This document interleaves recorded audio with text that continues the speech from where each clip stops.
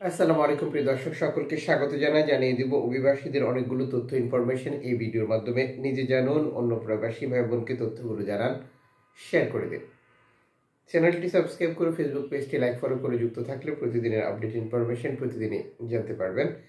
ফেব্রুয়ারি মাসের 13 তারিখ আপনি কোন দেশ থেকে এই ভিডিওতে যুক্ত হয়েছেন তাও কমেন্টস করবেন।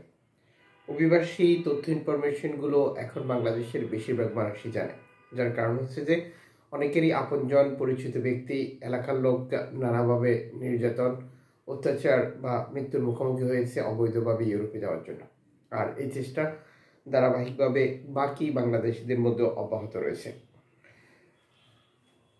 এই কেন্দ্রটি যারা অলরেডি এটাকে চেনেন তারা তো চেনেন, যারা চেনেন না এখানে রেখে অভিবাসীদেরকে বাংলাদেশে পাঠানোর একটি প্রক্রিয়া নিয়ে কাজ করছে বর্তমান জর্জিয়া মেলোনির সরকার, যিনি ক্ষমতা আসার পর আলবেনিয়ার সাথে একটি বিতর্কিত চুক্তি করেছে 5 বছরের জন্য। এই চুক্তির আওতায় প্রতি মাসেই 3000+ অবৈধ অভিবাসীকে আলবেনিয়াতে পাঠিয়ে সেখান থেকে যাচাই বাছাই করে নিজ নিজ দেশে পাঠাবে। যদিও প্রথম প্রক্রিয়ায় 3বার এই চেষ্টা করেছিলেন তিনি, 3বারই তিনি ব্যর্থ হয়েছেন লোকাল আদালতগুলোর রায়ের প্রেক্ষিতে। আদালতগুলো কি রায় দিয়েছে? স্পষ্ট বলেছে ইউরোপীয় ইউনিয়নের লিস্টে বাংলাদেশ অনিরাপদ দেশ। যদিও জর্জিয়া মেলোনি সরকার 2024 সালের জুন মাসে বাংলাদেশকে নিরাপদ দেশের তালিকায় অন্তর্ভুক্ত করে একটি ডিগ্রি জারি করে, আর তার অধীনে অবৈধভাবে বাংলাদেশিরা ইতালিতে প্রবেশ করলে আবেদন প্রক্রিয়া 99% বাতিল হওয়ার সম্ভাবনা রয়েছে, যে প্রক্রিয়া নিয়ে বর্তমানে কাজ করছে। 2024 সালে 14,000+ বাংলাদেশি অবৈধভাবে ইতালিতে প্রবেশ করেছে। একই ধারাবাহিকতা ছিল 23, 22, 21। বর্তমান চলতি বছরও অব্যাহত রয়েছে। আর এই প্রক্রিয়াটিকে বন্ধ করতে চান তিনি। জর্জিয়া মেলোনি আবারও আশ্রয়কেন্দ্রে শরণার্থী পাঠানোর জন্য নতুন চিন্তা করছেন। ইতালির স্থানীয় দৈনিকগুলোর তথ্য মতে তিনি নতুন করে পদক্ষেপ নিতে চান আলবেনিয়াতে অভিবাসী পাঠানোর ব্যাপারে। এই ব্যাপারে তার সরকার কাজ করছে। নতুন কোন পন্থা বা নতুন কোন পরিকল্পনা নিয়ে আসে সেটি জানার জন্য আমাদেরকে অপেক্ষা করতে হবে।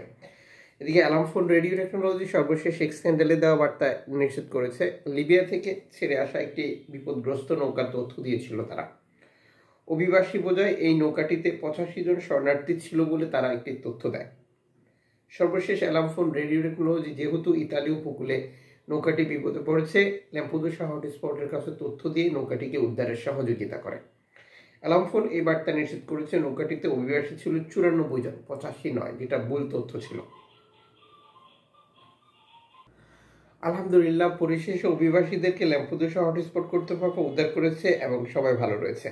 যেহেতু লিবিয়া থেকে ছেড়ে এসেছিল নৌকাটি, তার মানে এই নৌকাটিতেও বাংলাদেশের অবস্থান ছিল। আপনারা জানেন যে লিবিয়া থেকে রেকর্ড সংখ্যক নৌকায় বাংলাদেশি নিয়ে ইতালিতে যাওয়ার চেষ্টা করে, যেটি ধারাবাহিকভাবে অব্যাহত রয়েছে। এদিকে আফ্রিকার বিভিন্ন অঞ্চল ব্যবহার করে স্পেনে যাওয়ার যে প্রক্রিয়া সেটি আরও বেড়েছে, যা নিশ্চিত করেছে স্প্যানিশ কর্তৃপক্ষ সালভেন্তো বের্তেমো। সর্বশেষ এক্স হ্যান্ডেলে দেওয়া বার্তাগুলিতে তারা দেখিয়েছে রেকর্ড সংখ্যক শরণার্থী স্পেনের উপকূলগুলিতে প্রবেশ করছে। যে প্রতিবেদন প্রকাশিত হয়েছে সেখানে 337 জন অভিবাসী প্রবেশের তথ্য দিয়েছে। প্রতিটি নৌকার পৃথক পৃথক তথ্য ছিল। এছাড়া আলাদা একটি বার্তায় 32 জন শরণার্থী বিপদগ্রস্ত অবস্থা থেকে উদ্ধারের তথ্য প্রকাশ করেছে স্প্যানিশ কর্তৃপক্ষ, যারা আফ্রিকা থেকে ছেড়ে এসেছিল বলে নিশ্চিত করেছে। এদিকে মরক্কো থেকে স্পেনে যাওয়ার পথে টানটান থেকে রেকর্ড সংখ্যক শরণার্থীকে আটক করেছে মরক্কো কর্তৃপক্ষ, যা সর্বশেষ বার্তা নিশ্চিত করে, যেখানে 41 জন অভিবাসীকে আটকের তথ্য প্রকাশ করে। 2024 সালে 80,000+ অভিবাসীকে আটক করেছিল মরক্কো কর্তৃপক্ষ, যারা স্পেনে যাওয়ার চেষ্টা করেছিল উপকূল ব্যবহার করে বা মরক্কোর বিভিন্ন অঞ্চল থেকে। আপনারা জানেন যে মরক্কো থেকে স্পেনের দুটি উপত্যকা রয়েছে, একটি সিউতা, একটি হচ্ছে মেলিলা। এই অঞ্চলগুলো ব্যবহার করে মূলত অভিবাসীরা স্পেনে প্রবেশ করার চেষ্টা করে। স্পেনের সাথে মরক্কোর যৌথ চুক্তি রয়েছে, যে চুক্তির আওতায় বর্তমান সময় কঠোর অবস্থানে রয়েছে মরক্কো। যদিও বাংলাদেশিদেরকে বলা হচ্ছে যে খুব সহজে তাদেরকে স্পেনে প্রবেশ করিয়ে দেবে, এটা আদর্শ ঠিক নয়। যার কারণ হচ্ছে যেখানে আমরা দেখছি যে লিবিয়ান উপকূলে লিবিয়ান কোস্টগার্ড এত অভিবাসীদের উপর অত্যাচার করার পরেও 20,000+ অভিবাসীকে আটক করেছিল, অথচ একই সময় মরক্কো কর্তৃপক্ষ 80,000+ অভিবাসীকে আটক করেছে। এটার পার্থক্য দেখলে আপনারা অনেকটা ক্লিয়ার হয়ে যাবে। আবার আরও একটি তথ্য আপনাদের জানার দরকার, সেটা হচ্ছে আমি প্রায়শই দেখতে পাই যে লিবিয়া থেকে মরক্কোর অভিবাসীরা ইতালিতে যাওয়ার চেষ্টা করছে। তাহলে মরক্কো থেকে যদি স্পেনে যাওয়া এতটাই সহজ হতো, তাহলে তারা কেন লিবিয়া তিউনিসিয়াতে এসে মরক্কোতে যাওয়ার চেষ্টা করে? আশা করি ক্লিয়ার হয়ে গেছেন।